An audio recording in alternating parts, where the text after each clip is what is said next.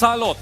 Yan ang tinawag na Malacanang sa mga nagpapakalat ng fake news sa social media, kabilang na ang umano'y may malubhang sakit si Pangulong Ferdinand R. Marcos Jr. Samantala, may 7 araw ang Meta para makapaglatag ng implementation plan para dito. Yan ang ulat ni Sheila Natividad.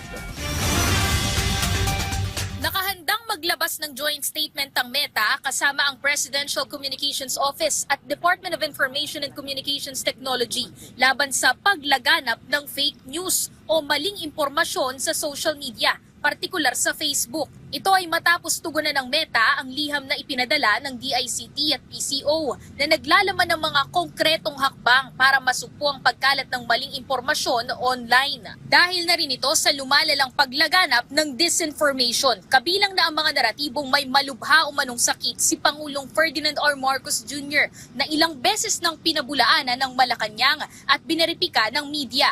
Pati ang naging pahayag ni Senator Amy Marcos sa inilabas na video hinggil sa kalagayan ng Pangulo ay naging bahagi ng mga usap-usapan na lalo pang nagpalala sa pagkalito ng publiko. Sinabi niya hindi sila nakikita, di ba? Right? So ano alam niya? So fake news yan. Huwag niyo naintindihin yung mga fake news ngayon. Ang intindihin po natin kung ano po ang nire-report ng mainstream media at kung ano po ang nakikita niyo mismo sa Pangulo kapag kayo po ay sumasama sa event ng Pangulo. Yun na lang po ang mas importante. Huwag na po natin palawakin ang mga fake news peddlers. Hindi po natin sila kailangan dito sa ating lipunan. Salot sila. Ilang beses nang pinabulaanan ng palasyo ang mga maling paratang na siyang ikinabahala ng pamahalaan para maglabas na ng estratehikong hakbang na sugpuin ang mga maling impormasyon sa digital space. Sa nilagdaang kasunduan ng PCO, DICT at Department of Justice, sinabi ni DICT Secretary Henry Aguda na positibo ang naging tugon ng Meta sa inisyatiba ng pamahalaan.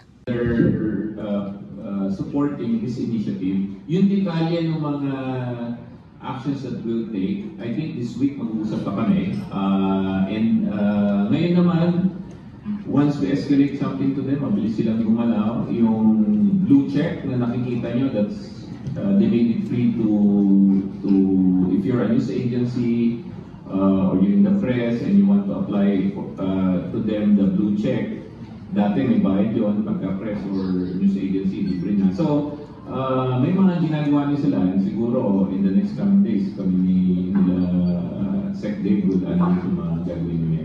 Nauna nang binigyan ng pamahalaan ang Meta ng 7 araw para maglatag ng detalyadong implementation plan. Nagbabala rin ng DICT at PCO, sakaling mabigo ang Meta na sumunod, maaari nang magpatupad ang gobyerno ng mga regulatory at legal na hakbang upang maprotektahan ang publiko laban sa mapanlinlang na impormasyon. Sheila Natividad para sa Pambansang TV sa Bagong Pilipinas.